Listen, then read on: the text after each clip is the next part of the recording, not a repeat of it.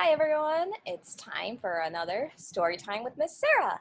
So let's get started with our hello song. Hello, how are you? Hello, how are you? Hello, how are you? How are you today? I am fine, I hope you are too. I am fine, I hope you are too. I am fine, I hope you are too. I hope you're fine today. Clapping my hands, you do it too. I'm clapping my hands, you do it too.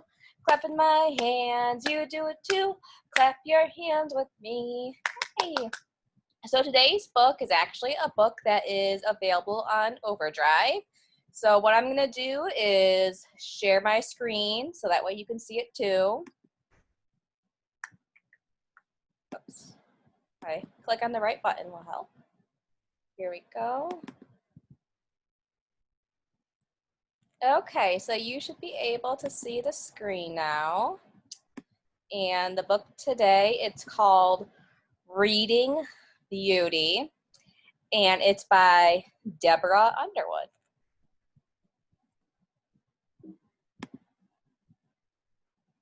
And oh, look at these are just some fun books.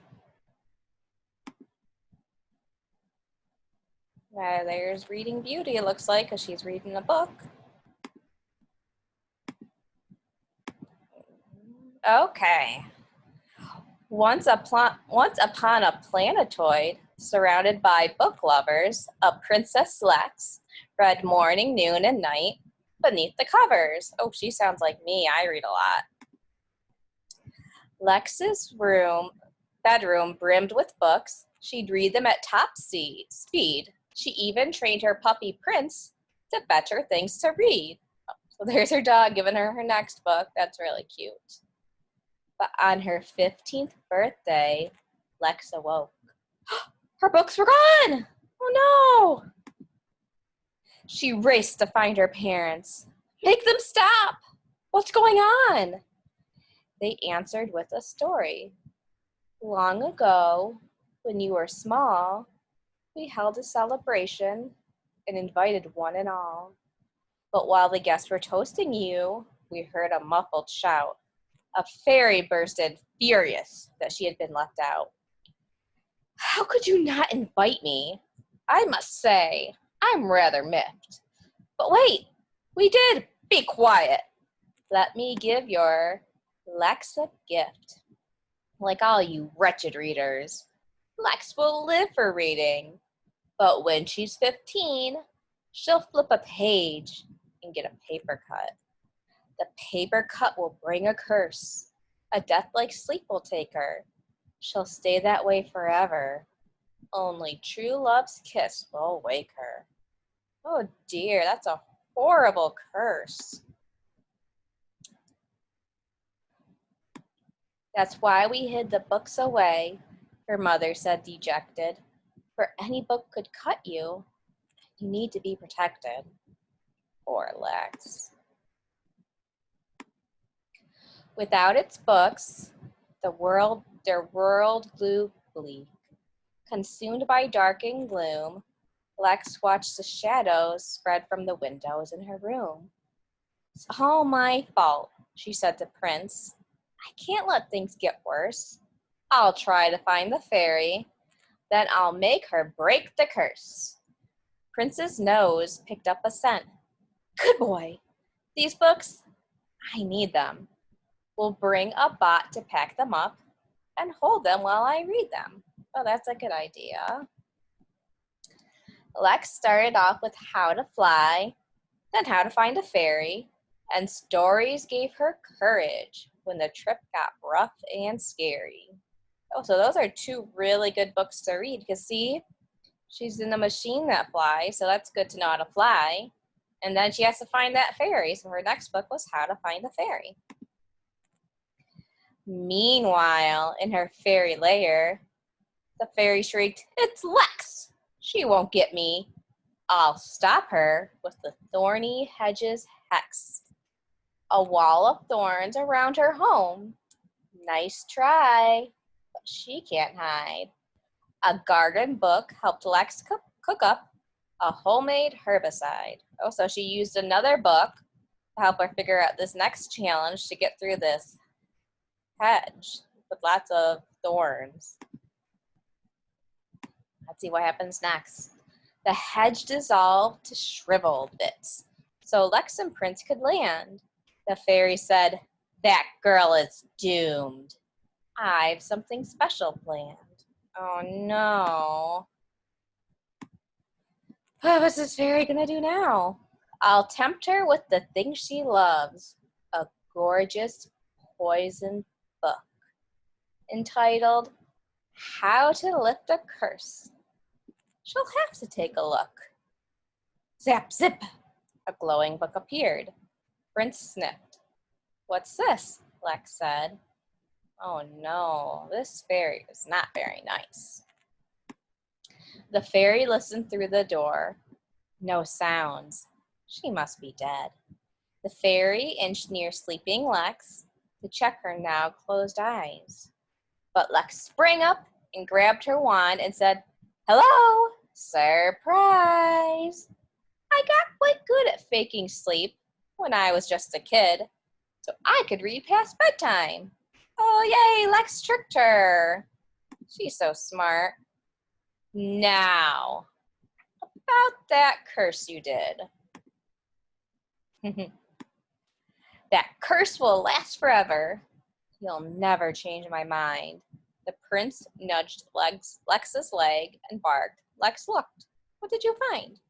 So let's see. He's holding a piece of paper. It says, "You are invited to a royal ball to celebrate the birth of Princess Lex." But wait a minute. Didn't the fairy say she wasn't invited? But that looks like an invitation. "You were invited to my ball.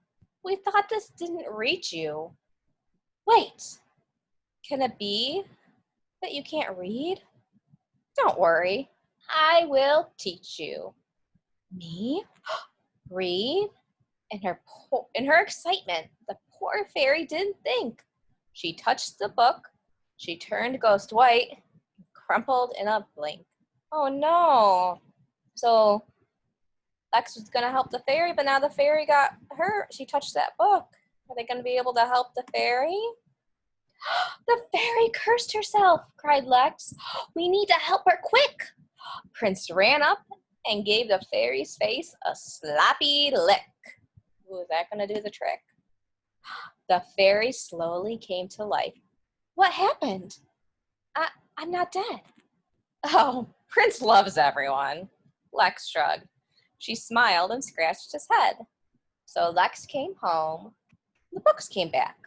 The land was filled with laughter. Also, yay, yeah, doggies love. That's like the best kind of love, is the love from your pet, right? And the fairy found a job, and they all read happily ever after. Aw. So Lex taught her to read. It looks like she got the fairy a job in a library. What a nice ending. So wasn't that a fun book? Lex could have been mad at the fairy, but instead she helped her, and that was a nice thing to do. So let's sing a song. We're going to sing "If You're a Reader and You Know It." Ready? If you're a reader and you know it, clap your hands.